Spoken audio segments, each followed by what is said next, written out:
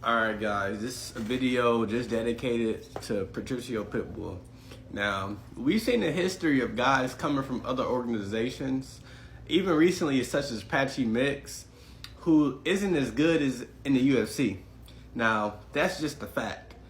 Now, he can win, he can break that curse.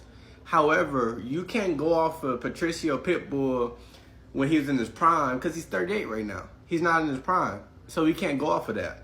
Now, I'm not going to say it's a bad pick to pick him because it is a close fight.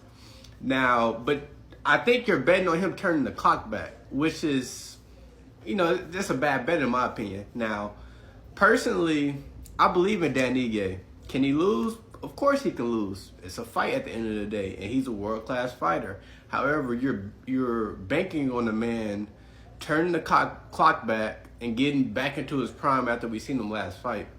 And another good point that somebody commented is Patricio Pitbull is used to these 5-round fights. Dan Ige has been doing 3-round fights. And we've seen Dan Ige come in on the day notice against Diego Lopez to have a good 3rd round. So he got the gas tank for 3 rounds. He can know how to pace himself. He's fought in the UFC for a very long time.